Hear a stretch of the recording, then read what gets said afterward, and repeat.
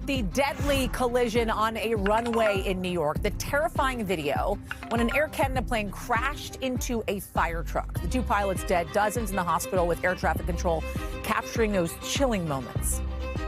I tried to reach out to my staff, and we were dealing with an emergency earlier. We are live at two airports with new details on the crash and how it's one part of this broader chaos for travelers across the country. Also new tonight, we got stocks starting the week strong after a new claim by President Trump of productive talks with Iran. How the optimism from the markets may not actually match the facts on the ground. Then we are live in Hawaii after historic flooding, the scramble to save homes with new warnings of more wet weather on the way. Plus, in tonight's original, the new scramble to keep the lights from going out on Broadway, why there's worries about the electrical grid in New York City and also around the country. And then in our breakdown, the war over what you might have to wear the next time you go out to eat at a restaurant. That's later on in the show. Hey, everybody, I'm Yasmin in for Hallie tonight, and we start with airports across the country reaching what could be possibly a breaking point. We're going to start with that deadly collision at New York's LaGuardia Airport.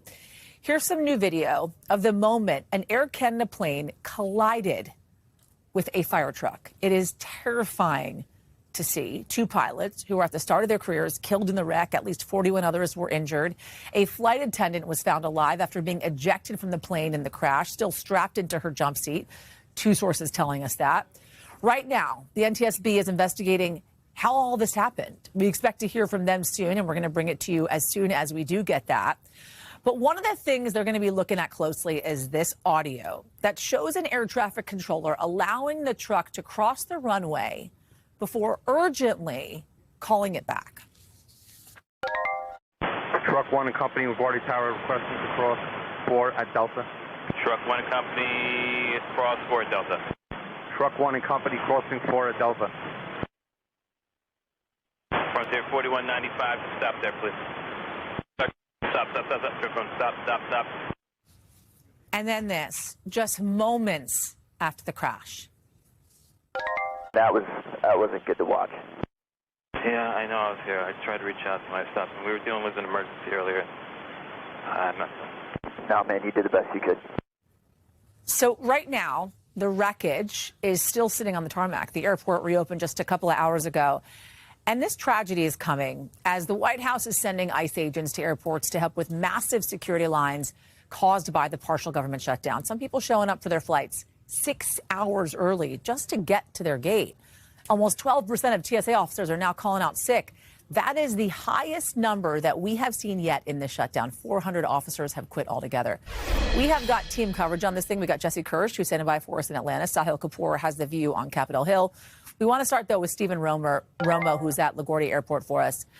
Stephen, we are waiting for an update from NTSB in the next hour or so. And right now, though, there are a lot more questions than there are answers as to how this actually happened, this crash. Yeah, that's certainly true. So many questions, Yasmin, about how this happened. It's not clear why that Port Authority vehicle was given permission to cross that runway just moments after that Air Canada flight had landed. It's also not clear what the staffing levels were at the air traffic control at LaGuardia at the time. The Transportation Secretary, Sean Duffy, he was asked that at a press conference today about the exact staffing levels when this crash happened. He would not answer that question. He said that's something the NTSB would address later. He did speak, though, about LaGuardia's air traffic control staffing more generally. Let's listen. This airport has a target of 37 controllers at LaGuardia. We have 33 controllers employed, certified at LaGuardia, and we have seven actually that are in training. So as our airports go, LaGuardia is a very well-staffed airport. So Duffy also saying in that press conference that Congress needs to approve more funding for air traffic control modernization. He said it's not clear if that would have stopped the tragedy that happened here last night, but he says it's something that is very much needed, Yasmin. Talk more about how long they've been dealing with these types of staffing shortages, because I can't help but think back to the crash that took place at Reagan National Airport, right? We were having a similar conversation then as we are having now. So I think a lot of folks sitting at home are saying, well, things haven't changed. And how do I feel safe if I want to travel? Yeah, great question. It feels like we have been talking about this for quite a while now. The air traffic control towers across the country, they've been short-staffed for months now. The country's down about 3,500 air traffic controllers that are needed for their targeted staffing levels. And that is an ongoing problem that many of these airports are dealing with on a daily basis. The shortages during the last government shutdown caused, of course, mass delays and cancellations. And that's something we're seeing now during this partial government shutdown that is affecting TSA for a different reason, causing trouble at airports. Speaking about this issue today, Secretary Duffy is saying that they're trying different ways to alleviate this, including programs like bonuses for controllers who stay on working when they're eligible for retirement to try to solve that. But again, he said it seems to come down to funding from Congress to improve this situation, Yasmin. Stephen Romo, thank you for being there. I want to bring in Jesse Kirsch now, who's standing by for us at Atlanta's International Airport. So, Jesse, amidst kind of what's happening with LaGuardia and the crash there's also airport chaos across the country. It seems like Atlanta is kind of ground zero for a lot of this with those really long wait times. We also now the deployment of ICE at various airports across the country. The president is now talking possibly about deploying National Guard as well. If we can stick with ICE for just a moment, what can they not do in helping mitigate how long passengers are actually waiting to get through TSA checkpoints? Yeah, so senior ICE official tells NBC News that ICE can help with things like checking IDs, with crowd control, but they cannot be checking the X-ray machines. They can't be doing that part of the screening. And that's backed up by something that the CEO of the airport here told me earlier, which is that you really can only do so much without TSA officers. There are certain tasks that only they're certified on. It would take months to train new people on. So it's not like you can just you could throw the whole federal government at an airport and effectively, without TSA certification and training, you could not perform certain functions that only TSA officers can do, Yasmin. And so that is the situation we find ourselves in, where the question remains, what exactly is ICE doing at these airports, and what kind of a difference can that make? For what it's worth, the CEO here earlier told me that he doesn't think that ICE has been here long enough to be able to know exactly what kind of impact they're having. But I can certainly tell you this morning, even with ICE visibly present, there were still hours-long waits for people. Some people telling us 2, 3, 4 hour waits. We saw a line snaking down the terminal through baggage claim, outside and around the block, on the curb, outdoors as well. And that just speaks to some of what we are seeing here in Atlanta today. Right now, it is very quiet, and I can tell you this has only happened in the last hour or two. Wow. And it was pretty crowded for much of the day. It certainly got calmer after the morning rush, but there were still pretty long waits throughout much of the late morning and early afternoon. But now we're seeing a lull. The question is, will this hold, or will it get busy again late evening? You know, Jesse, one of the things that I've been hearing is a certain level of anxiety with folks hearing that ICE is deployed at airports across the country now, in part because of the interactions we have been watching that ICE has had, not with just potential detainees, but with civilians throughout the country, enforcing the president's, immigration plan. There is this new video that we are just getting in of ICE officers detaining a woman at an airport in San Francisco. Is there anything you can tell us about what is happening in this video, what took place there, why they're detaining her? So I can tell you that DHS says this is an unrelated incident. It has nothing to do, DHS says, with ICE's operation to help TSA workers. What DHS says is going on here is we're seeing a woman who was already ordered removed from the country by a judge back to 2019, DHS says. And they say this is this woman being brought to the international terminal effectively in the process of being deported. And DHS says this is her resisting officers. San Francisco's airport SFO is not one of the airports where we have been told that ICE is helping TSA officers. So, again, this is what DHS says was going on there. But as you mentioned, Yasmin, this agency has certainly been under a microscope for months now. So, of course, every incident like that gets attention, whether or not it is warranted. Jesse Kirsch, thank you. Want to turn now to Capitol Hill, where Sahil Kapoor is standing by for us there. So this is all happening, of course, at Atlanta and other airports across the country, in part because of this partial government shutdown, wholly really because of this partial government shutdown. The president is now telling Republicans on Capitol Hill that they should not make a deal with Democrats to fund DHS and end this shutdown. Let me play it for you. Republicans do not settle with Democrats and let them out of this hole that they've buried themselves in.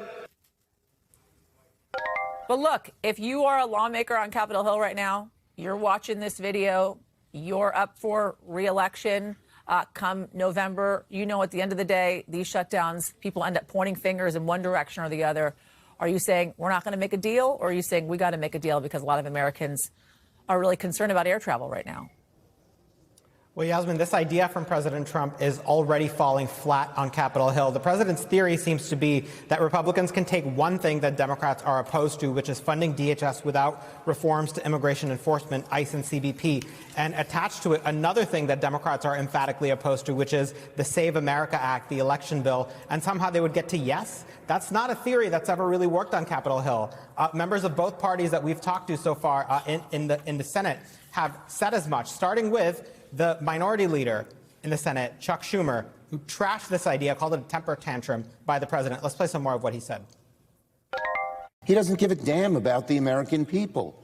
He cares about his own election. He thinks this SAVE Act, which isn't going to pass, will change how the election comes out, and he uses millions and millions of Americans as hostages. How can our Republican friends on the other side of the aisle go along with this? It stinks on its face.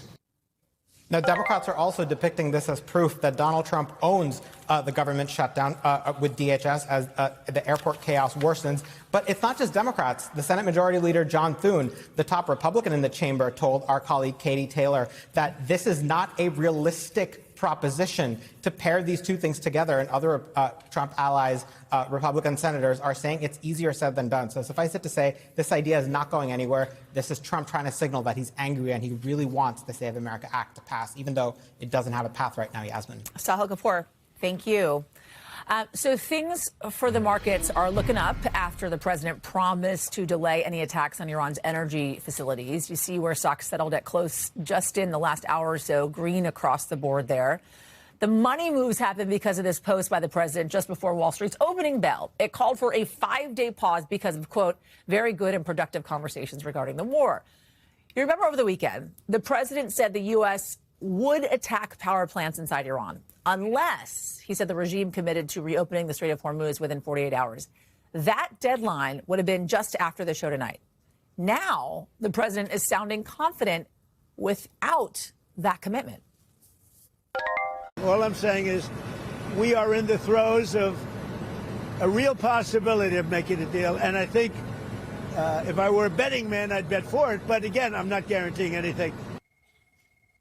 So there are a lot of questions about where that confidence is coming from. A senior Gulf official telling NBC News that Iran's regime is, quote unquote, weaker, but it's not cracking.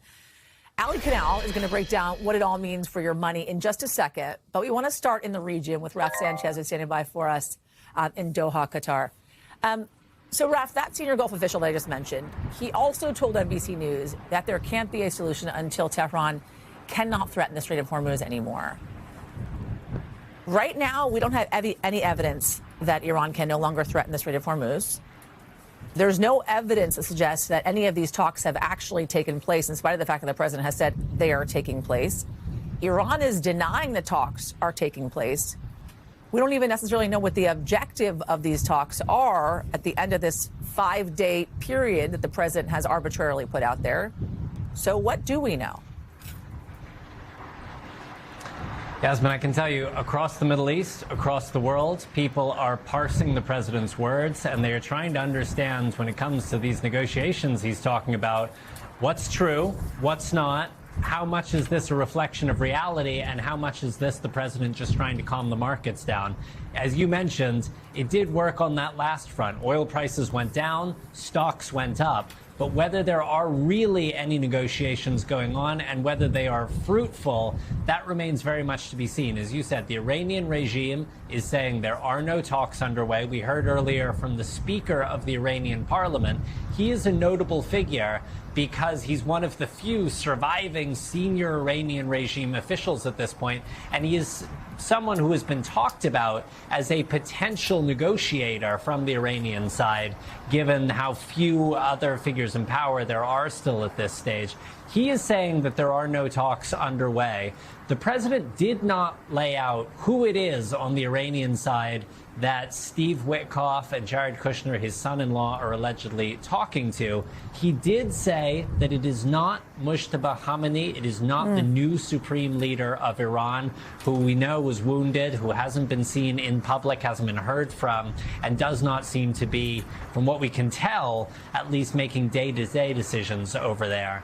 But it is really, really not clear, as you said, Yasmin, what is giving the president the confidence to go out in front of the cameras and raise the prospect of a deal potentially in the coming days. I mean, there is also the possibility that Iran is not wanting to show their cards amidst these potential negotiations that are going on, that maybe Iran is not telling the truth, that maybe there are talks happening and they want to make it seem as if they're winning this war. And in a way, the president is begging them, right, to come to the negotiating table. That may very well be the scenario as well. I actually obtained this video from inside of Tehran showing pro-regime crowds in the streets waving flags not long after this announcement from the president.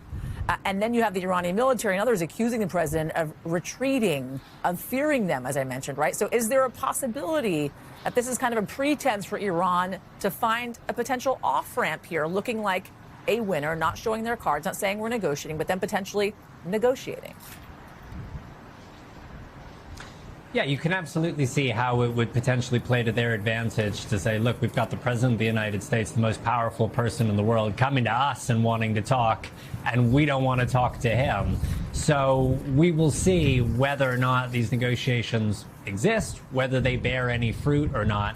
As we've talked about, Yasmin, from the Iranian regime's perspective, surviving would be victory, right? Yeah. The U.S. and Israel, two most powerful air forces in the world, coming in with all this fire and fury just weeks after the Iranian regime had been forced to use enormous violence against its own people to crush those protests back in January. So they were looking very, very shaky. The supreme leader was killed, top leadership was killed, and yet the regime, from what we can tell, is still very much in charge in Iran. And they are not backing down in the face of this American and Israeli firepower. So first priority is survive, and I think second priority for them is to impose a real cost on the United States to try to deter President Trump from coming back and launching another offensive 9 months from now or whenever. Yasmin. Raf Sanchez, thank you from what looks to be a very windy Doha. Good to see you, Raf. Want to bring in Hallie now to talk more about the money and the oil. So the president described a conversation that he says he had with top Pentagon officials in which he kind of admitted, right, that there was a connection with what was happening in the markets, what was happening with oil, and the start of the very war he launched alongside Israel on Iran. Let's take a listen to that. We can keep going and get that 50,000 up to 55 and 60 is no end. Or we can take a stop and make a little journey into the Middle East and eliminate a big problem. So when you hear that from the president, when you see his True Social post this morning, and then you hear him go on two networks, CNBC and Fox Business, as his first stops, what does that tell you about his motivation for this kind of stop down for the 5 days, especially as we saw markets rally a bit today?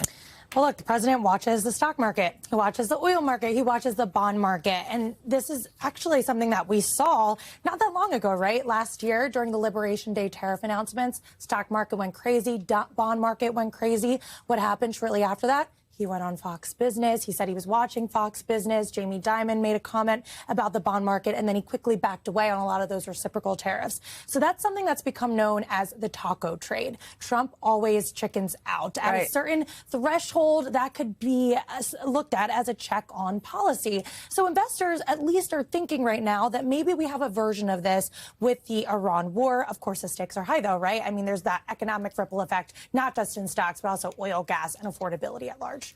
I think one of the biggest issues here, though, it seems like for the president going forward and also lawmakers that are continuing to support this war is the fact that the market does not necessarily mean the economy, right? So even if the market rallies back today, it doesn't necessarily mean people are still feeling a little bit better when it comes to the economy, what's happening inside the economy. I think a reflection of that is, you know, for instance, today we're seeing the toll of higher gas prices, this offer from DoorDash to help out drivers, right? There is a real sense on the ground here, it seems, amongst Americans that the president is fighting this war overseas, and yet they have a tough time filling up their gas tank. Right. And DoorDash, that emergency relief program, offering things like 10% cash back on gas, weekly payments, depending on how far drivers go. And they had a version of this during the Russia-Ukraine war. So that just goes to show you the moment that we're in right now. We have gas prices that are hovering around $3.96 a gallon. That's over a $1 rise from where we were 1 month ago, which is truly unprecedented given the speed. So overall here, we're significantly ahead of where we started, even if we have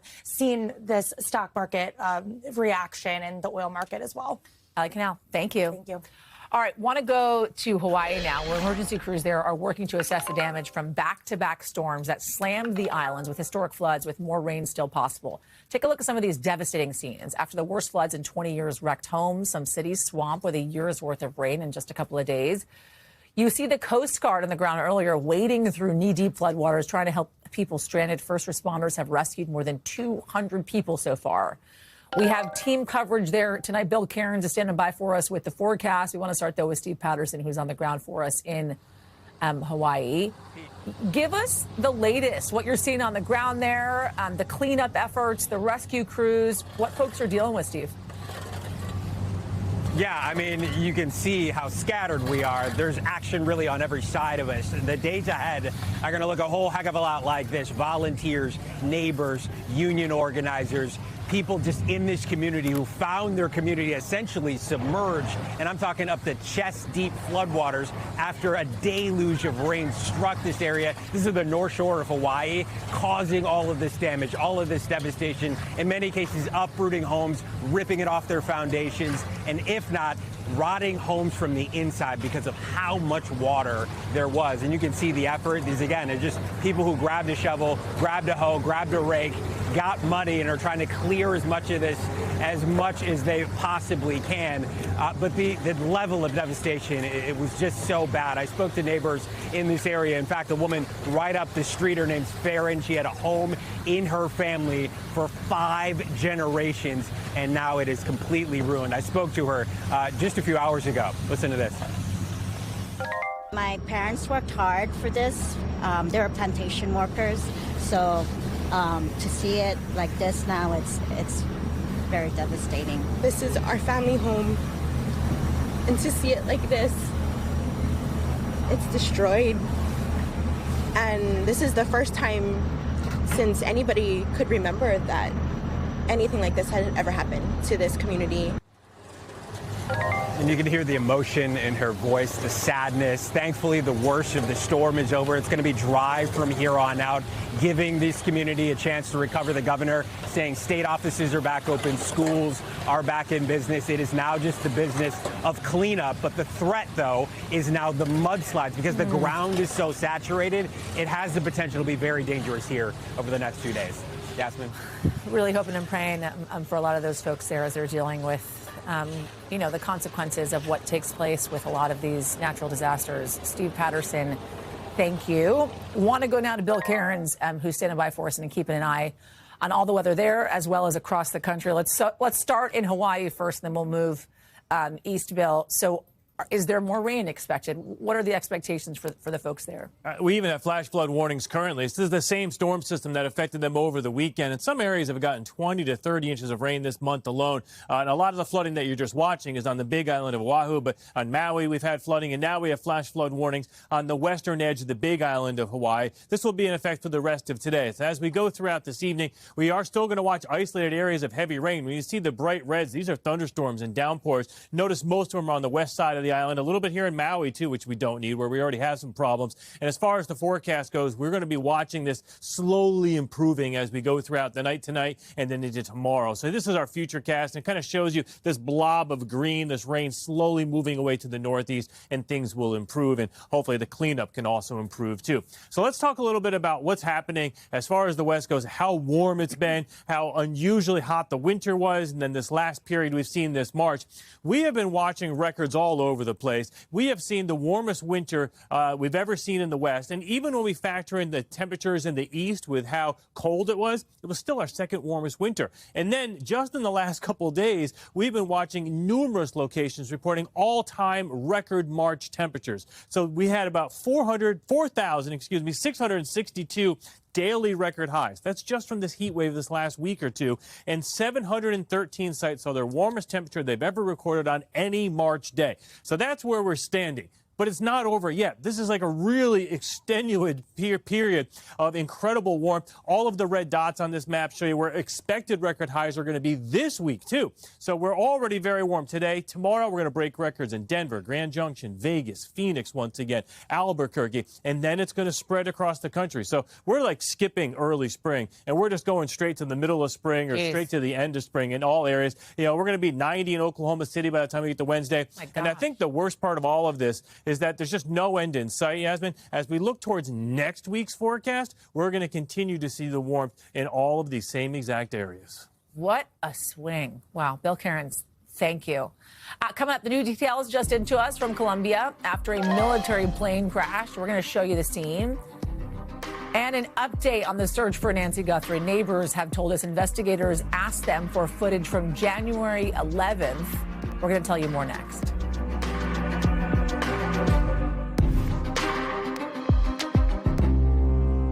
New details in the search for colleague Savannah Guthrie's mom, Nancy. Neighbors have told us investigators have asked them for footage from January 11th. I remember this is the surveillance image that FBI released of a suspect outside of Nancy Guthrie's home. The Pima County Sheriff says Google initially told them the image was from January 11th, which is 20 days before Nancy went missing on February 1st. Google has been helping authorities retrieve images from Nancy's Nest doorbell camera. But according to the sheriff, Google later told them they can't definitively say that image is from the 11th. Savannah posted this message on Instagram yesterday, writing in part, "No detail is too small. It may be the key. If you think you might have any relevant information, here's the number that you can call, 1-800-CALL-FBI. Liz Kreutz is following the story for us. So it is still not known whether the suspect actually showed up at Nancy Guthrie's home at any time before Nancy's disappearance, right? Yeah, Yasmin. So this is new reporting that we've gotten from Sheriff Nanos, who's just trying to explain some of the confusion over the surveillance images and when they may have been taken.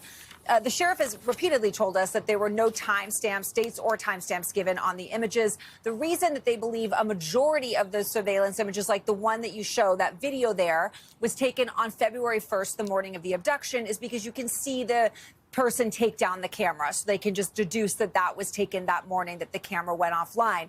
But there is one image that does not look like the others in some ways, and it just shows the suspect there appearing not to be wearing a backpack like he is in the others. And that is the photo that Google told, the sheriff says Google told them may have been taken on January 11th. He says that is what prompted investigators to then ask neighbors for footage of January 11th. That's what prompted this belief that perhaps the suspect visited the home prior to the abduction. But the sheriff tells us that, as you mentioned, Google then came back to them and said, wait a minute, we actually cannot say that that image was from January 11th or any other specific day. So bottom line, it still remains a question if that one image was taken the same night of February 1st at an earlier date. We still don't know. Wow. Yasmin. Still unbelievable how many questions we have as the search for Nancy Guthrie continues. Liz Kreutz, thank you. Want to get you over the 5 things our team thinks you should know about tonight. Number 1, at least 1 person is dead and 70 others are hurt after a military cargo plane crashed in Colombia, according to the country's president. You see black smoke rising from the wreck here. Officials saying the plane crashed just after takeoff with over 100 people on board. It is unclear what caused the accident. Number 2, DHS says the man arrested for allegedly killing a Chicago college student last week was in the country illegally. Officials say the suspect unlawfully entered the country back in 2023 and was arrested for shoplifting the same year, but was later released. The victim's family says they are, quote, gravely disappointed by the policies and failures that allowed him to commit this crime. Number 3, a civil jury today finding Bill Cosby liable for drugging and sexually assaulting a woman back in 1972, awarding her $19 million in damages. Cosby has denied the allegations. Remember, his sexual assault conviction was overturned back in 2021 after serving 3 years in prison. We have reached out to Cosby's team for comment on the verdict, but have not yet heard back.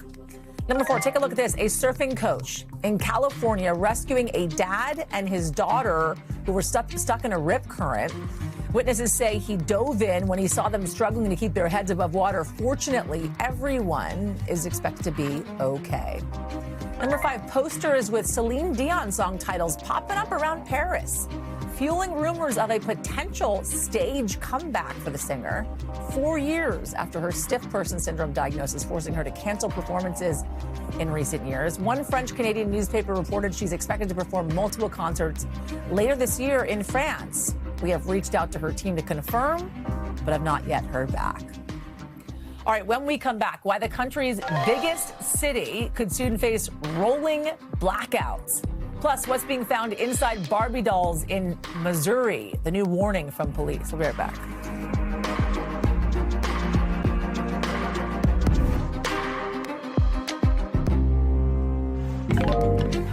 All right, let's go to London now, where police are investigating an attack they're calling an anti-Semitic hate crime after 4 ambulances from a Jewish volunteer service were set on fire.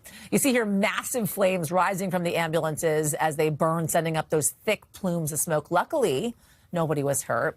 As of now, no arrests have been made, but police are searching for 3 suspects seen in this CCTV footage. You can see them appearing to light the ambulances on fire and then running away. Danielle Hamamdin is standing by for us with more on this. Walk us through first, Danielle, what we're learning about this investigation, who may have been responsible.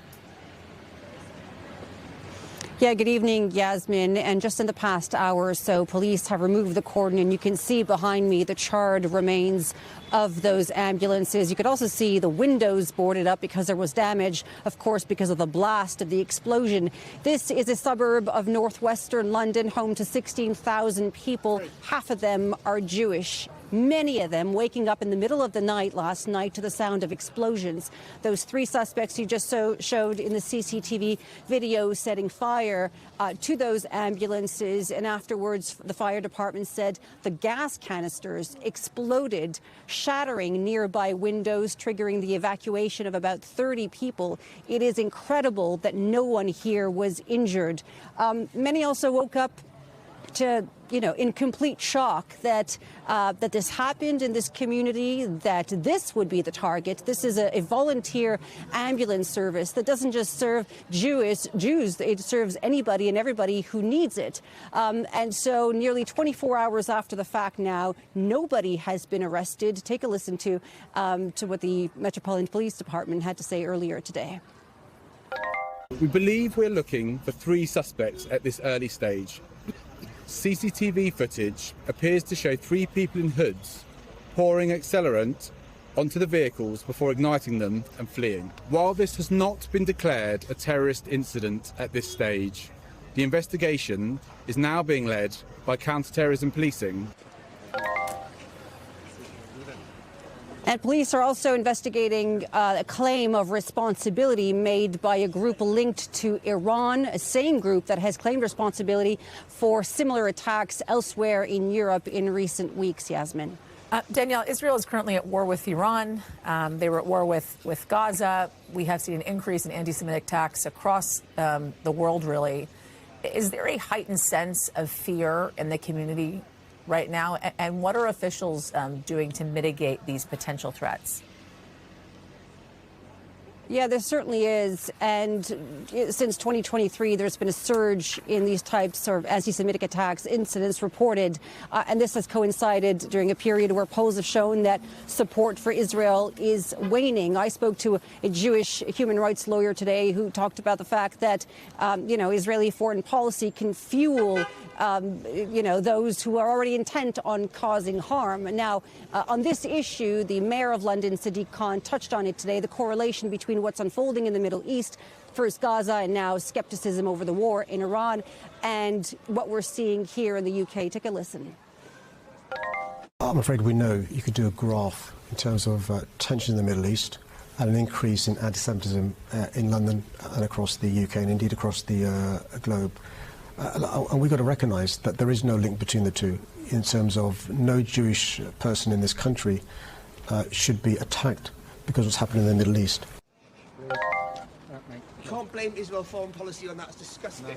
Now, Sadiq Khan also saying that money was being put into more policing, into schools and community groups. But he also said that people have to understand that, he said he's spoken to many Jewish people who are afraid of showing the fact that they are Jewish, and they're afraid of going to certain parts of London. And that, he says, was simply unacceptable. Yasmin. Danielle Hamamdjian, thank you. Want to go to tonight's Original Now with in-depth reporting on a topic that we have been watching. Power grid operators are sounding the alarm right now over a potential energy crisis. Major cities may not be able to keep the lights on as soon as next summer, with blackouts possibly becoming longer and more frequent. Why, you ask? Because grid operators say data centers are partly to blame here, along with aging infrastructure. Tom Winter is reporting on how it's a growing concern that's also starting to hit Americans' wallets. As Americans feel the shock of higher gas prices at the pump, there's another energy crisis brewing across the country, with the people who actually run the electrical grid issuing stark warnings. For 100 years, America's electrical system, mostly stable, with blackouts being the rare exception. But when they do happen, they can have exceptional consequences. The situation here in Brownsville was described as anarchy, war, rioting. Every source of power that the state of Texas has been compromised. Now a new combination of the latest artificial intelligence data centers and aging power plants is creating a perfect storm, from the big city to the Great Plains. It's becoming more of a challenge across the whole eastern part of the United States. Rich Dewey oversees NYSO, which runs the grid in New York. Rich, you say the grid is at an inflection point. What does that mean? Really, it's a confluence of a number of different factors. So we're on the cusp of really new technologies coming onto the grid, and it's really got us concerned about our ability to meet reliability for not only for New York City, but for the state as a whole. Dewey says on a peak day, the demand is 32,000 to 33,000 megawatts. Now they have proposals for 13,000 more megawatts in demand for AI alone, a nearly 50% increase. At a time of significant load growth, we're actually retiring more generation that we're building, and that gives us some concerns. New York is connected to about half of the country through the Eastern Interconnection, and Dewey says everyone is talking about the problem. What we're seeing is the story in New York is a very similar story across all the other regions. Another grid operator called PJM handles power in 13 states and D.C. They say they've got the same problems. They're letting new data centers connect only if they bring their own power plants online too, or they have to agree to power down when the grid gets stressed. It's becoming a political hot topic, with protests against new data centers at town halls across the country. Starting to hit Americans' wallet, too, with average electricity prices across the country up about 5% in the last year, and more than 35% in the last 5 years. Florida's governor says he's for some new regulations on their construction and impact on the grid. And in California, some projections indicate a doubling of the state's demand in the next 10 years. For the companies that actually have to deliver the power, it's all they're talking about, too. We know across the country we need to generate more power and we need to invest in infrastructure to move it. And that's what we're all focused on. Sally Librera runs National Grid New York. We are investing in the grid throughout the state. Upstate, we are making the largest investment that's ever been made in the grid. We're rebuilding 1,000 miles of transmission.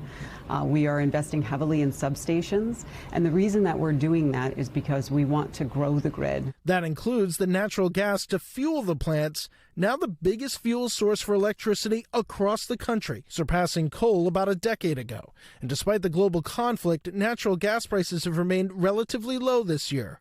For now. There's a lot of interest in nuclear technology and in doing nuclear technology differently than it's been done in the past. It's part of why the infamous 3 Mile Island nuclear plant is set to get back up and running in Pennsylvania. We visited recently as they were ready to flip the switch. When we restart the plant, it'll look just like this. The more that people are thinking about energy, then we have more people at the table thinking about solutions, and that's a very exciting place to be. An exciting problem to solve as long as the lights stay on.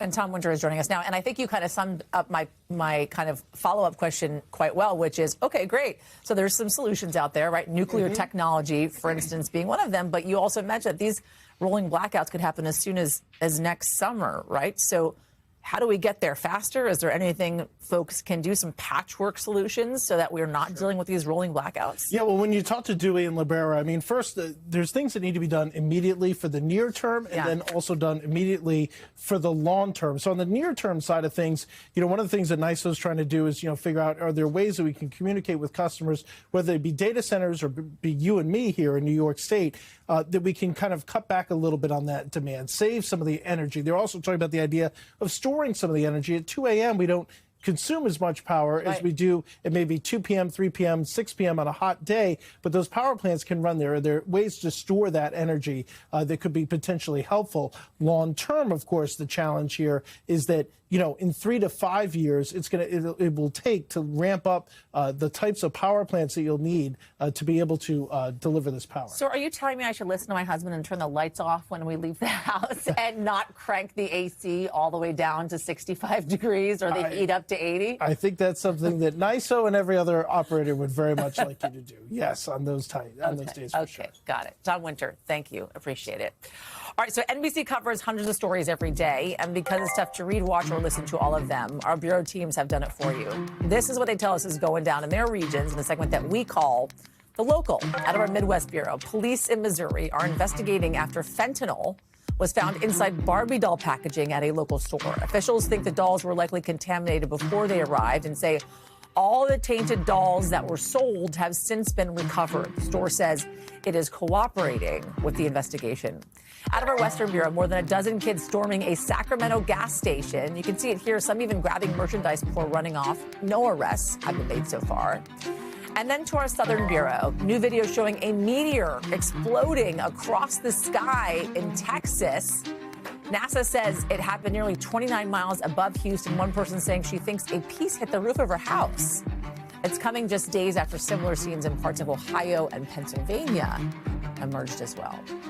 All right, coming up, are dress codes back? The new debate dividing the internet and some restaurant chains.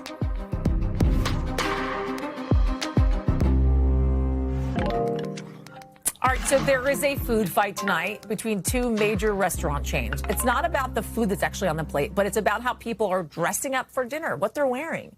Chili's is telling people not to worry. They don't expect much in terms of style, with a stricter, quote-unquote, business casual dress code enforced by Ruth's Chris Steakhouse. It's all sparking some controversy for diners who want to indulge versus those who want to save money. Dana Griffin reports in tonight's Breakdown. How dolled up do you get when you go out to dinner? Do you dress to the nines or do the bare minimum? No shirt, no shoes, no dives. That debate over restaurant dress codes back on the menu, with Ruth's Chris Steakhouse recently saying it will enforce proper attire only, banning baseball hats from dining rooms and blacklisting gym wear, tank tops, or anything revealing. Chili's now roasting its competitor, saying in a new post, the only dress code is that you have to be dressed. It's all got the internet abuzz. Some toying with the idea of a dress code mafia. Take your hat off. Excuse me? They don't sell hot dogs here. Darden Restaurants, which owns Ruth's Chris, did not comment. One user saying they'd rather go to Chili's, with others coming to Ruth's Chris defense saying a dress code should be the norm. There's dress codes for reasons. Simply have some decorum and respect us like the company. Some pointing out that for the money you pay for dinner, you should be able to afford a decent outfit. The average price of a meal at Ruth's Chris Steakhouse is $100. As the price goes up, expectations go up, and that's psychology 101. On the flip side, with the cost of food at restaurants up 30% over the last 5 years, casual food chains are trying to appeal to customers not only with lax fashion, but lower prices too. Chili and Applebee's recently creating new value menu items to compete with fast food chains. For $9.99. The dress code debate not only happening at restaurants. I'm just a boy trying to bring style back to travel. Last month, Tampa's International Airport called out some travelers for being too casual, saying, "We've seen enough. It's time to ban pajamas." Later telling NBC News that the announcement was just a joke. But late last year, the U.S. Department of Transportation actually shared a campaign trying to bring back civility while traveling, including dressing with respect. Let's try not to wear slippers and pajamas. Even Costco recently getting some press for its dress code, which is basically the age-old shoes and shirt rule. Put the shirts back on. There's no question. Much of the world dresses more casually than people used to. Over the years, Ruth's Chris has loosened their dress code. Back in the 80s, men were required to wear jackets. So will the pendulum swing back to that? Or is it just a little nudge to remind you that sometimes, for the right occasion, you want to dress to impress? I want to bring in Dana Griffin now to talk more about this. I mean, I got to say, and I was saying this, I do like to dress up when I go out to dinner, unless I'm going to somewhere more casual, or if it's Sunday night, I just want to go get some sushi, and then I just want to wear a hoodie, right? But I go to the appropriate restaurant. That would be fine with me wearing a hoodie versus some fancy place. But this is obviously happening on social media. A lot of folks are arguing about this, the back and forth of it all. But in part, social media may be one of the reasons in which, for instance, Ruth's Chris would make a decision to have more formal wear for dinner. Oh, absolutely. Social media is definitely a factor in all of this. Patrons are a huge part of the restaurant's reputation and draw. So if a restaurant, say, wants to post photos or videos, some chains may want to curb this kind of behavior because it's not going to reflect well on their image if people aren't dressed appropriately. And if the quality of the experience is also not as nice as the price, it might not be worth it for some of those customers who are trying to save money. But ultimately, social media is just a place for restaurants to kind of clap back and also use this as a marketing strategy like what we're seeing here. Do you dress up, Dana, when you go out? Oh, absolutely. Yeah, right? Going out tonight. Oh, there you go. Well, you look great. You're ready to go. You can go to Ruth's Chris if you would like. Dana Griffin, thank you. All right, still to come. What's forcing Chappell Roan to say she does not hate her fans? We'll be right back.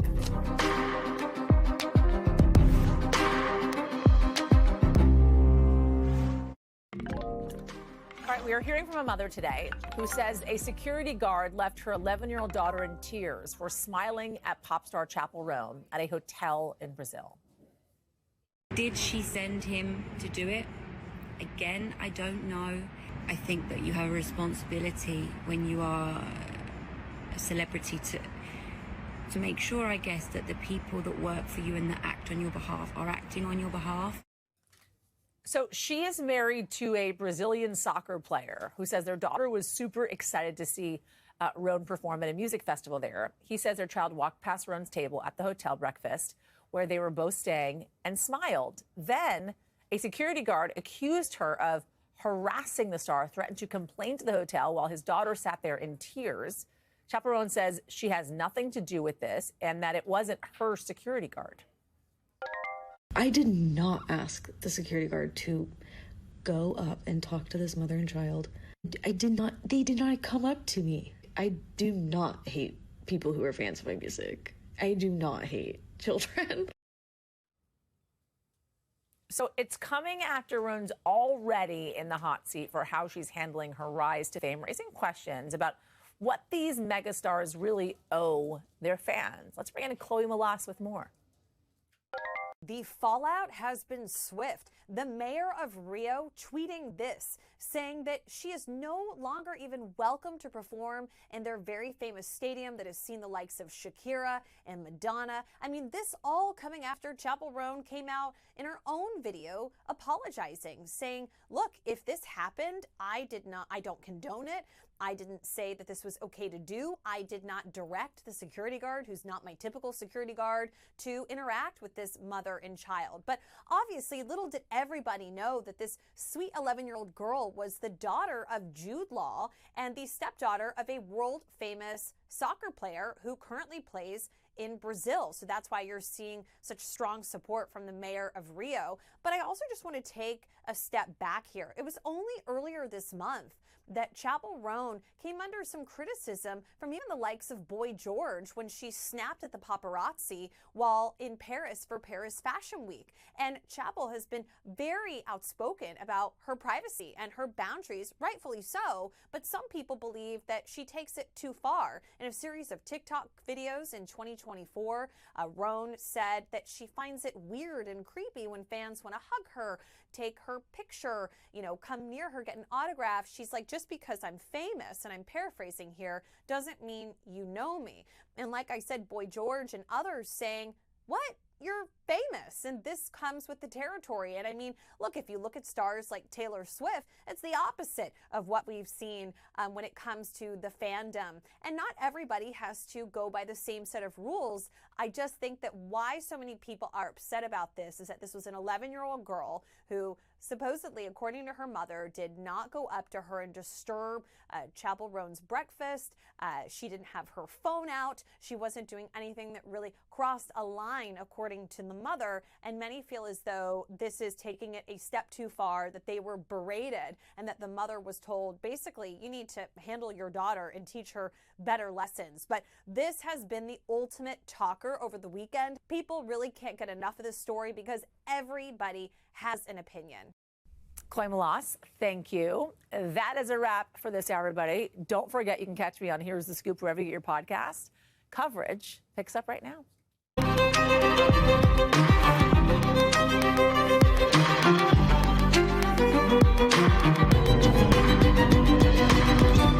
We are coming on the air with an update any minute now on the deadly collision on a runway in New York. The terrifying video when an Air Canada plane crashed into a fire truck. The two pilots dead, dozens in the hospital with air traffic control capturing those chilling moments.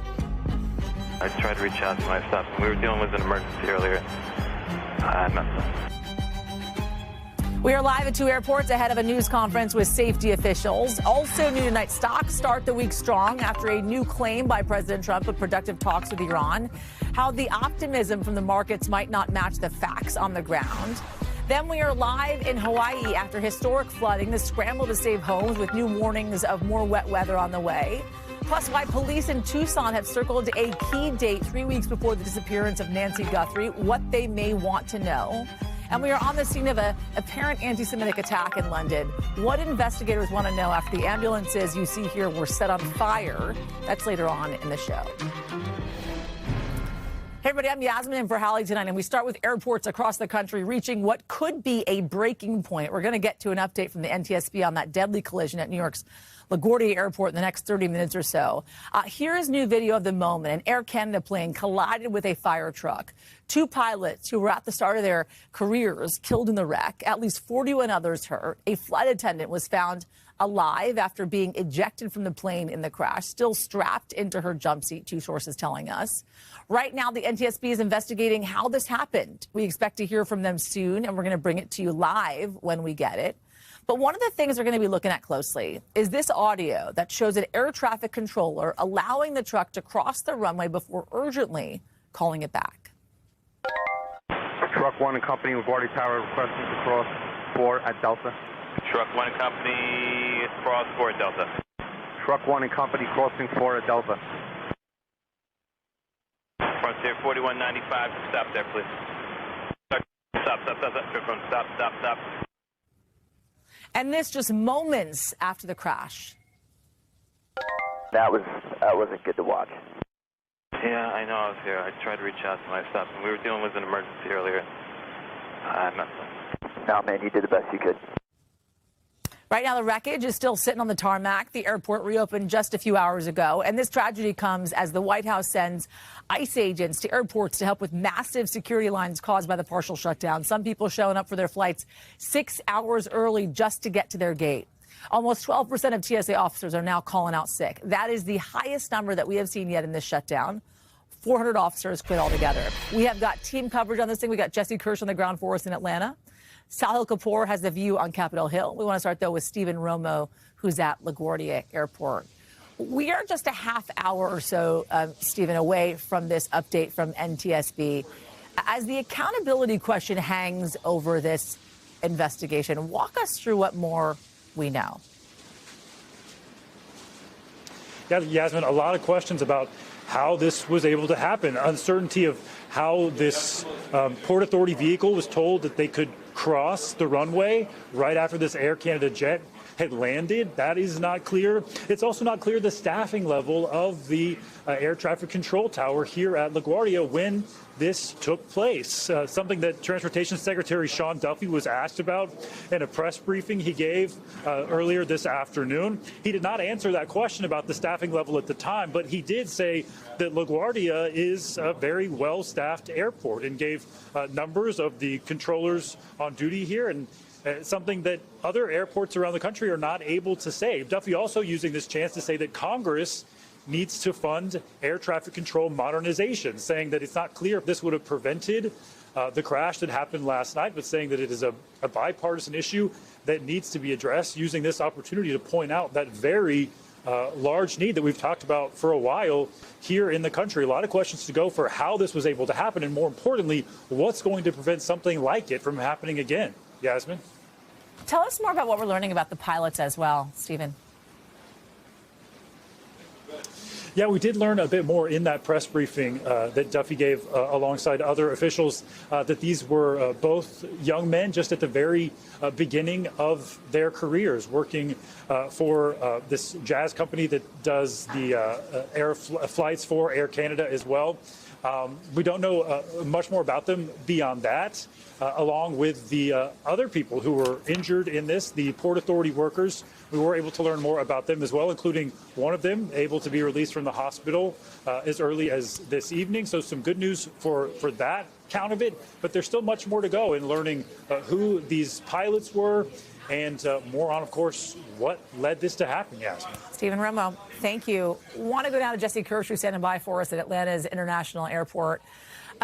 Jesse, what are you seeing when it comes to ICE agents down in Atlanta and exactly what they are helping out with there? So as for what they're helping out with, Yasmin, it's kind of unclear. What we know they are allowed to help out with, according to a senior ICE official, is stuff like checking IDs, crowd control. We asked management here at the airport earlier what they've seen from TSA agents so far, or excuse me, from ICE agents so far. We were told that the management has not seen them doing something like check IDs. We were told they were effectively extending beyond the TSA checkpoints and doing the kind of things that we see local officials handle, like police and civilian employees as well at an airport. Things like telling people where to stand in line, telling people to stop so another line can move across. That appears to be the extent of their function right now. We know that ICE is not certified, according to the agency, according to that senior ICE official. The ICE agents are not certified on doing things like X-ray screenings at the airport. So there's a limit on how much they can actually do to supplement TSA. And I talked to management here. They told me that it would take months to get a TSA officer trained. So you can't just flip a switch and replace TSA officers. Even if you throw money and resource and manpower at the problem, you need people who are certified. And the only ones who are certified, we're told, are TSA officers. And of course, a growing number of them have either called out sick or quit because, or I shouldn't say because, we certainly don't know what everyone's reasoning is, but in the middle of what has been a partial government shutdown of DHS, that branch, that part of the federal government not getting the full funding that it needs, and in the middle of a debate between Republicans and Democrats, and with that funding lapsing, we're now going more than a month of this shutdown, and this is weeks without TSA officers getting full pay. And so you can imagine those issues continue to be a problem here, and unclear if there's an ending in sight. I think just one more thing, Jesse, because I think one of the more complicating factors amidst all of this is basically what's happening behind you, right? If someone was watching you a couple of hours ago, they would have said, well, let me show up 4 hours early for my flight because these TSA lines are taking a really long time. But now it seems fairly empty, and it seems like it's moving pretty well behind you, right? It's complicating things for travelers as they're anticipating when and when not to show up. Yeah, go ahead. Right, and we spoke with a young woman earlier who had a flight, she said, at 9:30, got here at 6, which should theoretically be plenty of time, right, on a normal day, and she had no shot of making it, she said. So she rebooked to a 6 p.m. flight, but was going through security, trying to get through security before 10 in the morning. So people are completely shaking up their days. I landed here around midnight last night. There were people at 12:20 in the morning that were in line. One person told me their flight was at 5:40 a.m. Another person with a flight at 6 a.m. My gosh. People are showing up 6 hours ahead of their flight. Wow. Jesse Kirsch, thank you. Want to bring in Sahil Kapoor, who's on Capitol Hill. I mean, listen, I think it's really tough for Americans right now watching this, right? What's happening with TSA, what is happening at the airports across the country now, ICE being deployed to the airports there, too. Give us a reality check. When are they going to get this thing done? When are they going to fund DHS? When are they going to come to an agreement and get folks the payment that they desperately need? Well, Yasmin, negotiations are in a bad place on Capitol Hill now. They've gotten worse over the last 24 hours, ever since President Trump's threat to oppose any deal with Democrats and his demand that Republicans refuse to cut a deal until Democrats agree to support the unrelated Save America Act. That's the sweeping election bill that has no shot at getting Democratic support. So you have, essentially, as a result of this, negotiations having broken down. And look, I could muse about a timeline, but it's really impossible to say. Nobody around here knows when this is going to end at this point. The two sides are, however, justifying their positions even as the situation at airports continues to get worse. Republicans are saying DHS should be funded cleanly, that any of the controversies and any of the, the things that they're quarreling about should be resolved later on. Democrats say they simply will not fund ICE and CBP without reforms to rein in and slap restrictions on immigration enforcement after the deaths of 2 American citizens in Minneapolis. And Democrats have tried to bring up bills to fund TSA on a standalone basis, because that's the non-controversial part. This is the bizarre part of all of this, Yasmin, is that both parties agree on funding TSA. They just disagree on the path to get there. And Republicans, just for the 8th time, blocked a Democratic effort to fund TSA on a standalone basis. So that's where we are. Both parties are, for very different reasons, comfortable in their political position here. And things at the airport continues to get worse and worse and worse.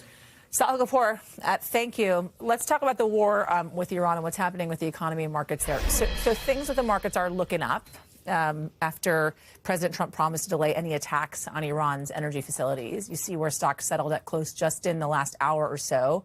At close, I should say, green across the board. The money moves happened because of this post by the president just before Wall Street's opening bell. It called for a 5-day pause because of, quote, very good and productive conversations regarding the war. You remember over the weekend, the president said the U.S. would attack power plants in Iran unless the regime committed to reopening the Strait of Hormuz within 48 hours. That deadline would have been just after this show tonight. Now, the president sounding confident without that commitment. All I'm saying is we are in the throes of a real possibility of making a deal. And I think if I were a betting man, I'd bet for it. But again, I'm not guaranteeing anything. So there are huge questions about where that confidence is actually coming from. A senior Gulf official telling NBC News that Iran's regime is, quote unquote, weaker, but it's not cracking. Hallie is going to break down what it all means for your money in a second. But we want to start in the region with Richard Engel, who's on the ground for us in Tel Aviv. So I think, Richard, one of the big questions is if these talks are happening, and we don't necessarily have the evidence to show that these talks are happening, except for the fact that the president has said so, what do we know the president's objective to be with these talks within this 5-day time frame?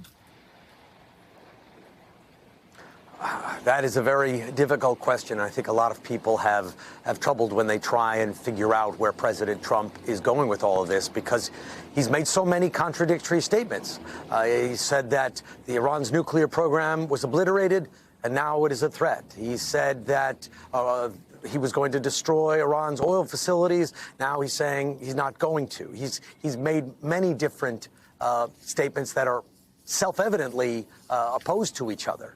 But what is happening right now, what we do know, is President Trump is sounding optimistic. He says that his team is talking with people inside Iran, don't know exactly who, and the Iranians are sending mixed messages, but mostly skeptical messages, mostly messages that they don't want to be fooled again, that they were entering into negotiations. They were involved in negotiations twice when they were attacked by the United States. That happened this summer. It also happened when this began. It feels like a long time ago, but it was just a few weeks ago. And they say this is a market manipulation. He's doing this. But the Revolutionary Guard, which is the main fighting force in the country, which is still firing rockets in conjunction with its sort of space force, as it calls it, its missile force at Israel and other countries, was emphatic. The Rev Guard said, we are not looking for a peace deal right now. We are looking for ways to defend our country and attack the aggressors. Couldn't be clearer that they are concentrated on the fight, not the talking. And Prime Minister Netanyahu of Israel issued a statement in Hebrew in which he said, yes, President Trump, our friend, he called him, is encouraged or that there could be talks. But he didn't say he is encouraged by talks.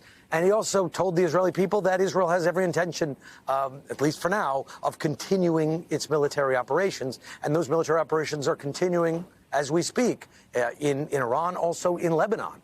And the goalposts keep moving forward in Lebanon as well, with Israeli officials now openly talking about taking and potentially holding for a very long time territory in South Lebanon. An Israeli government minister just today said that Israel's new border should shift. It should move north and become the Litani River. And the Israeli military for the last several days has been systematically destroying the bridges that cross the Litani River, while also sending more troops into South Lebanon, making that possibility seem more realistic. So, Richard, if in fact the president wants to negotiate an end to this war, not even necessarily knowing his objective of what would get him to that end, do we feel as if, and is there any evidence to suggest that Prime Minister Netanyahu wants to negotiate an end to this war? We know how the Iranians feel about it. Well, there's two wars. I don't think at this stage he seems interested in negotiating an end to the war in Lebanon. The way they're moving troops in at the moment, ground troops, there's new pictures of them today, crossing the border, entering into southern Lebanon. It does not seem like they are wrapping that war up at all. It seems more that they are settling in for a protracted conflict. In terms of Iran, Netanyahu has been vague about what his end state is. He's talked about weakening the regime. He's talking about regime change. He keeps calling on the Iranian people to rise up. But we have not seen so far, and there is no evidence to suggest that the Iranian people are in a position to rise up and overthrow their government, and that there will be this Les Miserables moment where the people come and take over the state and fly the flag of liberty. It may happen one day, but at this stage, it is not happening. Richard Engel, thank you. Want to bring in Hallie now to talk more about what's happening kind of on the market side of things. So the president puts out this social media post. He gives some interviews on CNBC and Fox Business. And what happens, right? The markets rise. They have this bounce back. They have this comeback. Oil prices drop, right? There was no concrete evidence in any of these social media posts. There was nothing to back up the president's claim that these talks were ongoing, but that's how they were reflected in the markets. Why does it happen like that? Well, this is essentially markets pricing out that worst case scenario. So heading into today, there were concerns that we could see a potential escalation, that there would be strikes on Iran's energy infrastructure. Now, even though that's still a possibility, when the president says that there are talks, that there are negotiations, even if there are no details there, investors think, okay, well, maybe that worst outcome won't materialize. And it's something that's become known as a taco trade on Wall Street. Trump always chickens out when things become too volatile. We've seen that in the past with tariffs. It seems like investors are applying that same playbook to what's happening in geopolitics right now. How far are we away from pre-war prices when it comes to oil? That's the thing. We're still very far. Oil settled today right around $88 a barrel. Pre-war, we were trading closer to $67 a barrel. So we're still up more than 30% on the month, more than 50% on the year. Even in the stock market, yes, we had a very great bounce back across the board here. S&P 500 is still 5% lower than where we were pre-war. So all of this is coming at a time when the headlines are changing, and markets are still very sensitive to that in either direction. Hallie Canal, thank you. Thank you. All right, tonight, emergency crews in Hawaii are working to assess the damage from back-to-back storms that slammed the islands with historic floods, with more rain still possible. Take a look at some of these devastating scenes after the worst floods in 2 decades wrecked homes. Some cities swamped with a year's worth of rain in just a couple of days. You see the Coast Guard on the ground earlier wading through knee-deep floodwaters trying to help people stranded. First responders have rescued more than 200 people so far. We have team coverage tonight. We have Bill Cairns, who's standing by for us with the forecast. We want to start, though, with Steve Patterson, who is in Hawaii for us. Give us the latest, what you're seeing on the ground there, the cleanup efforts, the rescue crews, what folks are dealing with, Steve. Yeah, I mean, you can see how scattered we are. There's action really on every side of us. The days ahead are going to look a whole heck of a lot like this. Volunteers, neighbors, union organizers, people just in this community who found their community essentially submerged. And I'm talking up to chest-deep floodwaters after a deluge of rain struck this area. This is the North Shore of Hawaii, causing all of this damage, all of this devastation, in many cases uprooting homes, ripping it off their foundations, and if not, rotting homes from the inside because of how much water there was. And you can see the effort. These, again, are just people who grabbed a shovel, grabbed a hoe, grabbed a rake, got muddy, and are trying to clear as much of this as they possibly can. But the level of devastation, it was just so bad. I spoke to neighbors in this area. In fact, a woman right up the street, her name's Farron. She had a home in her family for 5 generations, and now it is completely ruined. I spoke to her just a few hours ago. Listen to this. My parents worked hard for this. They were plantation workers, so to see it like this now, it's very devastating. This is our family home, and to see it like this, it's destroyed. And this is the first time since anybody could remember that anything like this had ever happened to this community. And you can hear the emotion in her voice, the sadness. Thankfully, the worst of the storm is over. It's going to be dry from here on out, giving this community a chance to recover. The governor saying state offices are back open, schools are back in business. It is now just the business of cleanup. But the threat, though, is now the mudslides. Because the ground is so saturated, it has the potential to be very dangerous here over the next few days. Yasmin? Really hoping and praying for a lot of those folks there as they're dealing with the consequences of what takes place with a lot of these natural disasters. Steve Patterson, thank you. Want to bring in Bill Cairns now, who is keeping an eye on all the severe weather across the country. Let's start in Hawaii, and then we'll move east.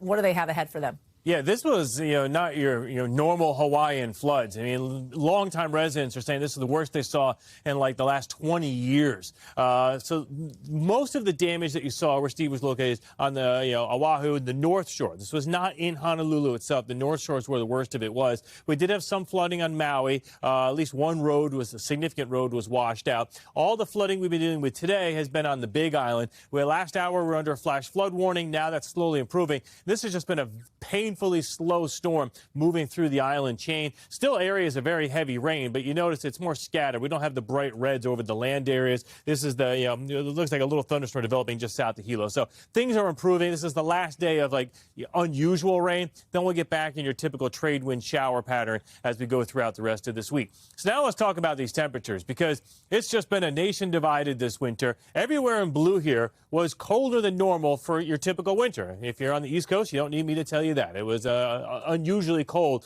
compared to what we've been lately. Everybody pretty much from the Mississippi River to the west, it was one of the warmest winters you've ever seen. In these 9 states, this was the warmest official winter you have ever measured and recorded. And now we've just continued this right into the calendar of spring. This past week has been one of the most unusual weather events any type of weather event, and especially heat waves that we've ever seen. We're still adding up. We've probably added another 50 to 60 today, but we're now almost heading up towards 5,000 daily record highs set at our climate stations across the country, and numerous, almost 700, the hottest March temperature ever recorded. And as we go throughout the rest of this week, all of the red dots on here, our major climate cities, are going to set new record highs. So we haven't really settled back down too much. We've only knocked a couple degrees off of it. And as we go throughout tomorrow, numerous record highs go from Vegas to Yuma. I know everyone's getting used to it now. Phoenix, another day near 100 tomorrow. Denver, 81 degrees. Before this month, Denver had only been in the 80s once in March. Now we're going to do it like 7 or almost 8 days in a row. And the snowpack is just, it's going so quickly throughout all of the West. And there wasn't a lot of snowpack to begin with. And that's really bad news for the fire season, which this summer we are dreading, not to mention, the water rationing that's going to be needed because we're not going to have the spring runoff. Then as we head into Wednesday, some of the heat begins to expand to the middle of the country. Oklahoma City up near 90 degrees, Springfield around 84. And here's the forecast next week. Rinse and repeat. We are going to see more record highs as we head towards April. Bill Cairns, thank you. All right, coming up, we are waiting for the NTSB to give an update on that deadly New York airport crash. We're going to bring it to you live when it happens. Then the new details just into us from Colombia after a military plane crashed. We're going to show you the scene. And an update on the search for Nancy Guthrie. Neighbors telling us that investigators asked them for footage from weeks before she disappeared. What else we're learning tonight? That's coming up.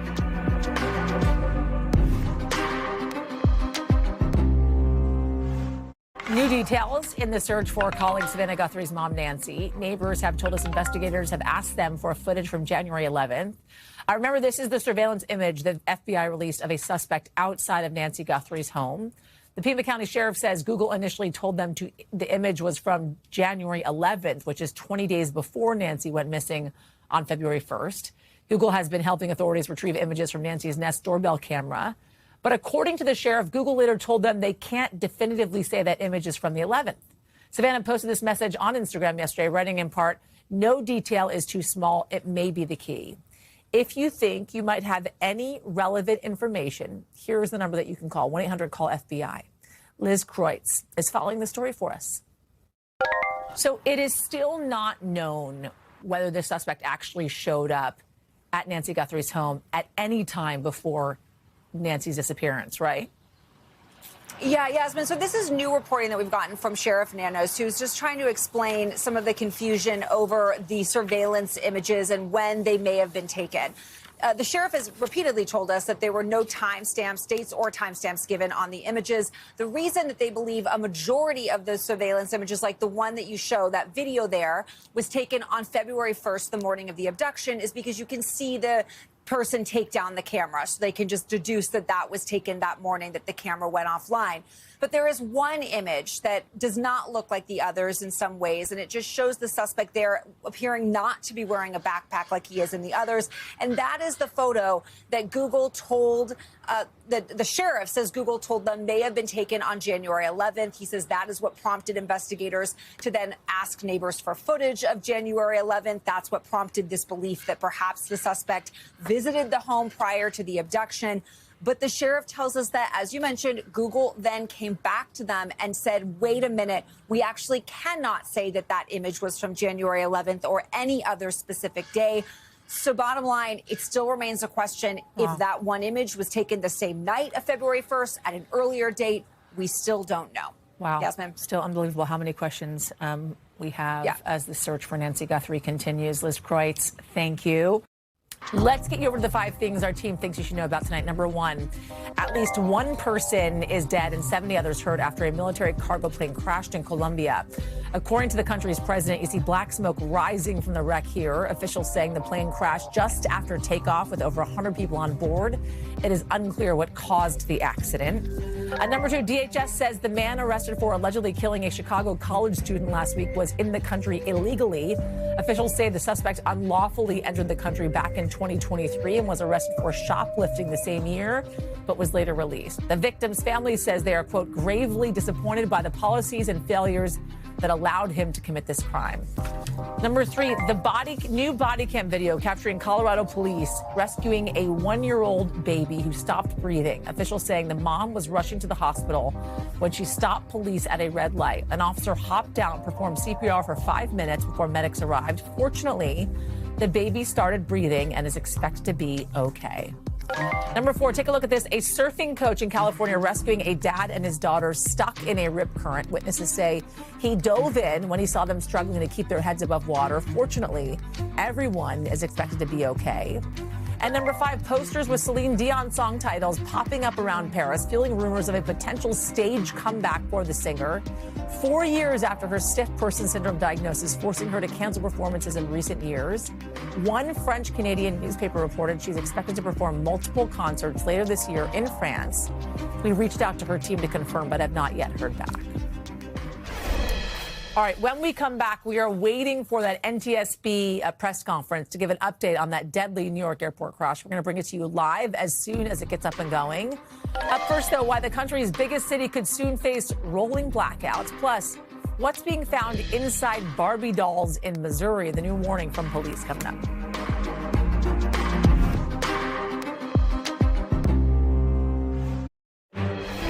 All right, we want to take you now to LaGuardia Airport in New York City. Officials there from the National Transportation Safety Board are holding their first briefing on that deadly collision. Let's listen in. Doug Brazy.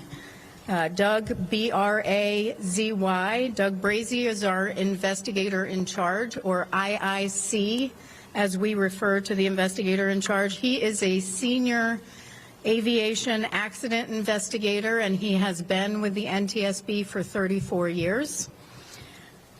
NTSB, as some of you may know, is an independent federal agency that's charged by Congress with investigating every civil aviation accident in the United States, as well as significant events in other modes of transportation. We are independent. We are not part of the U.S. Department of Transportation. And why that is important to mention is that as part of our investigation, we also have oversight authority in the investigation over the Federal Aviation Administration. We're here to investigate a collision between a Bombardier CRJ 900 with an aircraft rescue and firefighting vehicle while the aircraft was landing at LaGuardia last night around 11:37 p.m. Eastern Daylight Time. The airplane was operated by Jazz Aviation, doing business as Air Canada Express, Flight 8646. It had 72 passengers on board and 4 crew on board. 2 firefighters were in the firefighting vehicle. I want to just take a moment and, on behalf of the entire National Transportation Safety Board, express our deepest condolences to those who lost loved ones in this terrible tragedy. We also know others have suffered injury, and our sympathies are with each of you as well. I will mention we have 5 members of our Transportation Disaster Assistance Team here on scene, as well as the chief of our Transportation Disaster Assistance Division. They work in concert with the American Red Cross, and thank you to the American Red Cross, to provide resources and information about our investigation and what we are doing to those who lost loved ones, or those survivors or families of survivors throughout the investigation, not just here on scene, but as we move forward with our investigation through the final board meeting and sometimes after. We also expect to have around 25 specialists on site here on scene. That is in addition to many employees at the NTSB who are supporting this investigation back at headquarters in Washington, D.C. The team in total began to arrive at 3:10 a.m. Some are still en route, which means that we have not had a full day of investigation here today. And I think that's important because there are a lot of questions, and I understand there are a lot of questions. I've heard them on air traffic control. I've heard questions on the tower. I've heard questions on air traffic control communications. I've heard questions on the vehicle, many questions. And I know that you all have those questions, but I just want to set expectations. We have LaGuardia that was shut down. We had a ground stop at Newark today. And then we have DHS that shut down, and we have long TSA lines. We have our air traffic control specialist who was in line with TSA for 3 hours until we called in Houston to beg to see if we can get her through so we can get her here.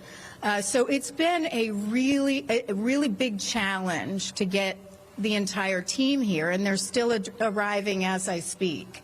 Right up until about, I think the latest I saw was midnight, maybe 1 a.m. tomorrow morning. So it is a long travel day for many of those, and many are arriving by sure plane. We have had many that have come here by train, and certainly automobile. We drove up, a number of us. So with that said, I do want to talk a little bit about what we were able to do today.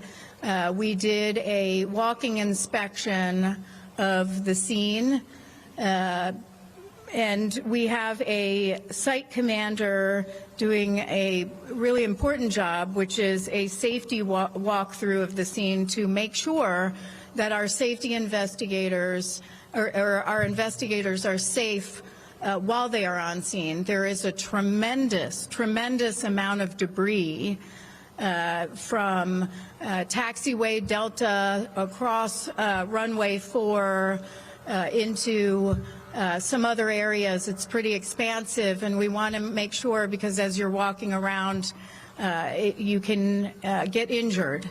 There's also hazardous materials, of course, on the firefighting vehicle itself, so we want to make sure their safety. In addition, obviously the tail of this aircraft is on the ground, and in order to get to the cockpit voice recorder and the flight data recorder, the Port Authority and the emergency responders cut a hole on the roof of the aircraft, dropped down, and was able to get the CVR and FDR for us, which then one of our investigators drove back to our labs in Washington, D.C. today, where they've been able to at least verify that the cockpit voice recorder was not damaged. They'll begin work on the FDR, the flight data recorder, tomorrow.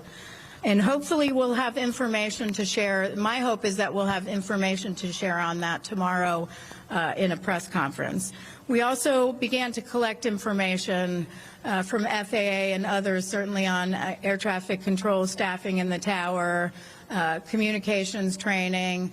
We're looking for information today from the Fire and Rescue Department on their crew and on their vehicles, what the capabilities were of their vehicles, and everything from how much they weighed to what they were carrying. And then we began to form our investigative groups for this investigation. So we have an operations group that we have formed, and that will look at the operator itself as well as procedures and training for the aircraft. We will have a systems investigative group. That group will examine the components of the airplane's hydraulic, electrical, navigational, pneumatic, and associated systems, including instruments and flight control system. We have a structures group that will be documenting the airframe wreckage and the accident scene, including calculating impact angles. And we have an air traffic control investigative group, as well as, I mentioned, a cockpit voice recorder and flight data recorder group. And finally, we'll have an airport operations and survival factors combined group. That group will look at the airport rescue and firefighting operations at the airport, and they will look at injuries to occupants as it relates to the dynamics of this crash. I mentioned we have the CVR and FDR. We've also collected and have continued to collect surveillance video. We've asked the Federal Aviation Administration, who will be providing that a ASD replay of the event, ASD Airport Surface Detection Equipment replay of the event. And that is actually looking at the ASD display that was provided to the controller. And so we will be looking at that, where we can see where the aircraft was at certain times and whether the truck was visible on ASD. We'll also be getting an ASD analysis from the FAA's Tech Center. That will provide us information on whether alerts were generated and other data, including distance of the aircraft that was landing on runway 4 as the firefighting vehicle was approaching the runway from taxiway Delta. With that, I'm going to take some questions, but again, I just want to be clear. I know you have a lot of questions, you have a lot of detailed questions, and you want that information. I hope to provide more of that information tomorrow. I won't be able to provide a lot of that information tonight. We have a lot of data right now, a lot of information, including information on tower staffing. But the NTSB deals in facts. We don't speculate. We don't take one person at their word. We verify that information carefully before we provide it. So that is something we still have to do. With that, I'll take that. Can you provide your name and affiliation?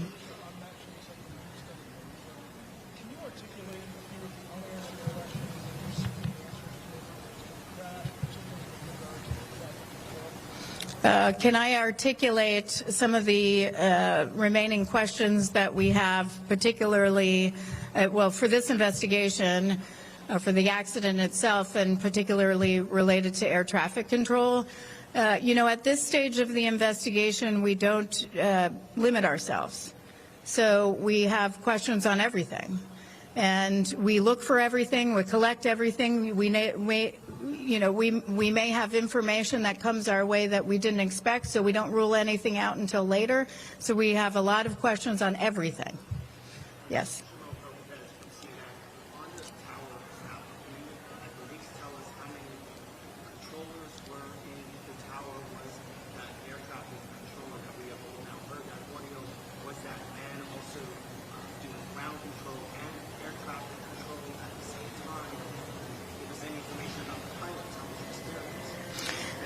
Yeah, the question is, can I provide information regarding staffing in the tower? Can I provide information on who or what position the controller held that was communicating? And can I provide information about the pilot backgrounds at this time? Not at this time. I will have that information tomorrow. Do we have information? Yes. But we need to verify that information before we provide it. It's just preliminary information, and we aren't able to provide it yet. We still have to do the question is, how do we go about verifying it? We have to look at records. There's sign-in sheets. We have to do interviews. We have to look at time cards. There's a lot of information that and then official records from the airline. So that is information we always have to corroborate. David, and then I'm going to come over here.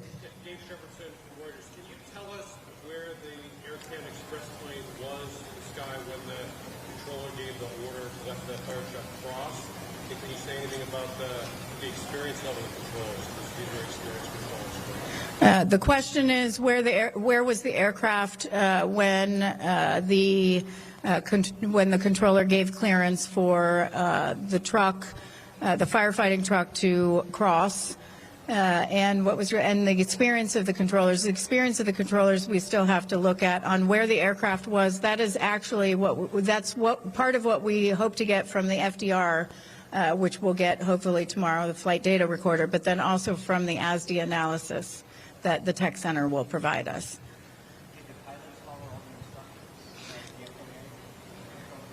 The question is, did the pilots follow all the instructions?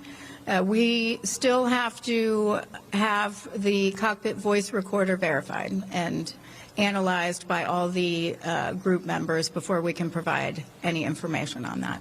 Yes.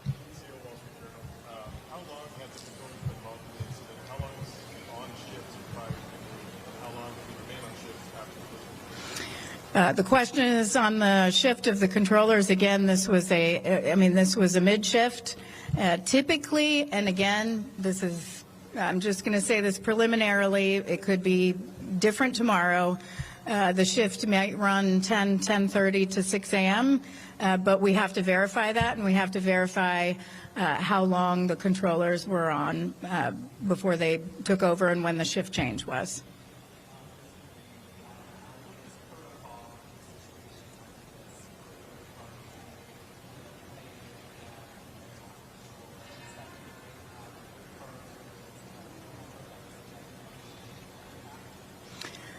The question is, well, first let me, there was a question on whether there was a crew member ejected on impact. We don't answer those questions. I would refer you to the chief medical examiner for New York City. That person can answer those questions. We don't comment on, fatalities or injuries at this stage.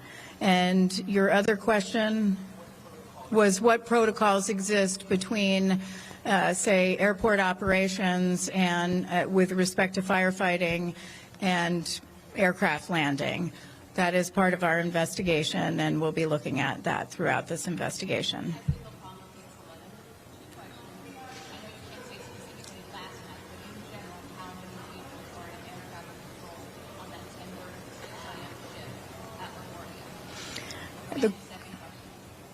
Well, hold on. The question is how many are on shift typically. That's still something we have to verify with our air traffic control team.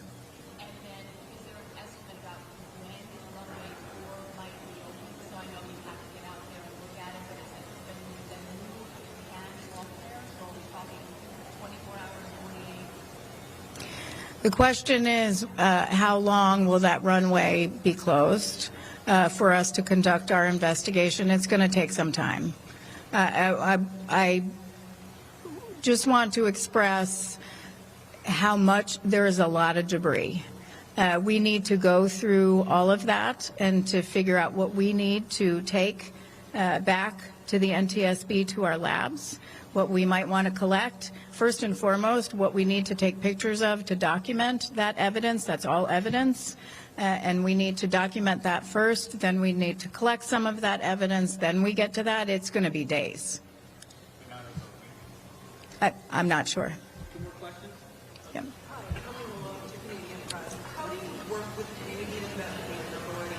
When are they set to arrive? And what kind of information is shared with them? Yeah, so we'll be working with the Transport Safety Board of Canada, and we work with ICAO under Annex 13. So the Transport Safety Board of Canada is the state of, will come from Canada to represent Canada, and they'll have technical advisors with them from the operator and I believe from the manufacturer as well. And we coordinate on scene just like other investigations, just like we would participate in foreign investigations as well. They are also part of our team for fact finding. Last one.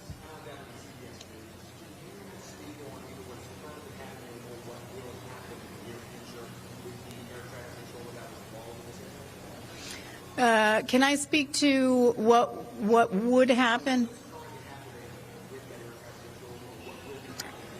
So I think the question is what is currently happening with that air traffic controller. Typically, they would be removed from duty. And certainly it's pretty traumatic for that air traffic controller as well, and we'll want to interview that air traffic controller as well as others that were in the tower or maybe not even in the tower. With respect to what that individual is doing right now, I would have to refer that to the Federal Aviation Administration. Again, that was the last question. I understand that you have a lot of questions and want detailed information.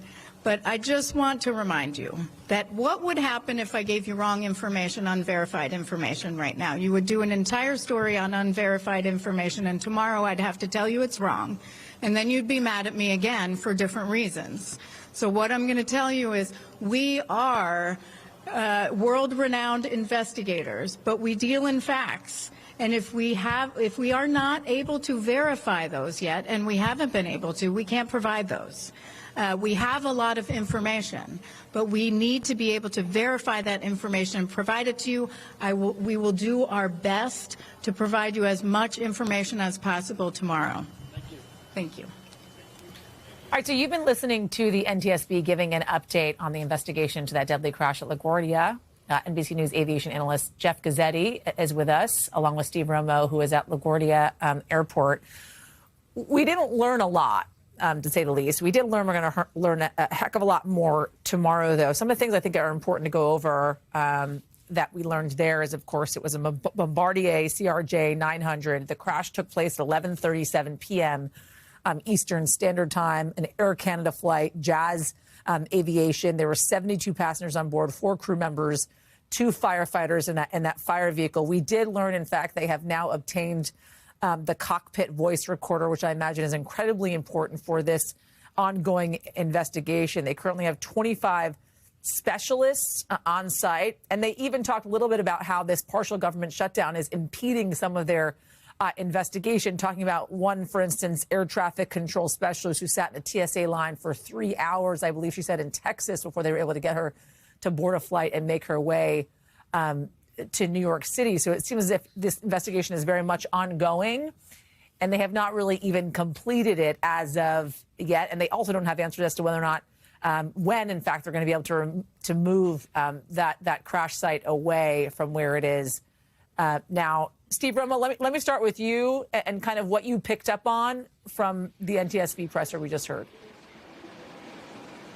Yeah, Yasmin, one of the biggest things I picked up on was the question of how long will this runway be closed, one of the 2 main runways here at LaGuardia. And the answer from Jennifer Homney there with NTSB was that it could be days, talking about how much debris is left scattered out in the runway, in the area that they have to not only remove, but first document and catalog before they take that removal process underway. So that could not be good for flights, and already the difficult situation that has been going on at airports with this partial government shutdown. I also thought it was fascinating on that same note, just the logistics that they're having to do with the tail on the ground from this plane. Yeah. And what used to be the nose is in the air, having to cut a hole in the top to rappel down to get that flight data recorder and that cockpit voice recorder out. Just that feat alone was much more complicated than it often is because of the bizarre situation, the surreal situation of seeing this plane tipped over on one end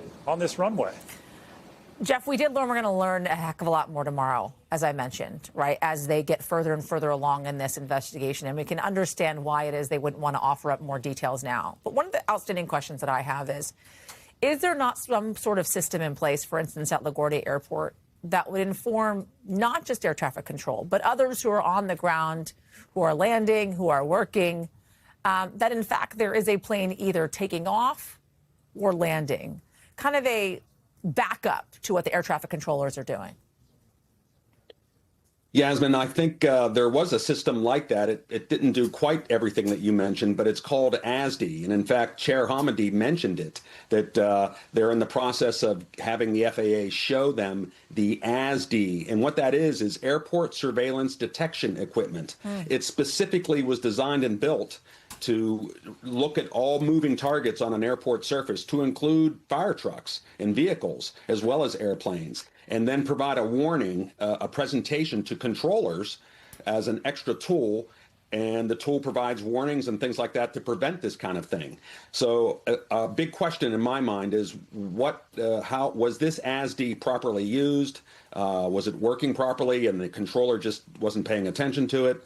I think that's going to be a key issue in this. I also wondered, when asked the question as to whether or not the plane was close to the fire truck or not before the collision. And what I mean by that was there was a question as to where the plane was in its landing pattern before the collision actually took place.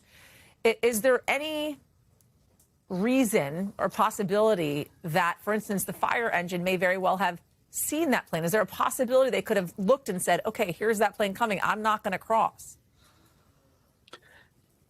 That's the second question, and the second big thing I got out of this press conference, Yasmin, is yes, and that's why they formed the NTSB formed a group to look into likely how these firefighters are trained. They need to go through training. They need to understand how to communicate on the airport, and they need to know the rules of the road. So another question is why didn't the driver of the fire truck look that way and say, I'm not going? It's pretty close. How close? I don't know. The NTSB will do simulations on that, but certainly, maybe 300 yards. I just don't know. How key is the audio that we've heard so far, Jeff, the back and forth of the air traffic controllers talking to the folks that are in the fire truck saying, stop, don't go, stop, don't go. They gave the green light and then they said stop.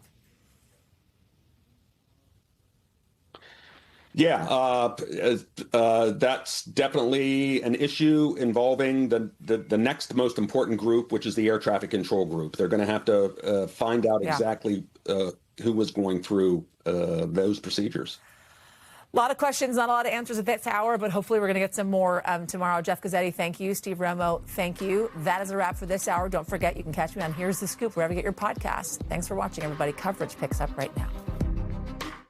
We thank you for watching, and remember, stay updated on breaking news and top stories on the NBC News app or watch live on our YouTube channel.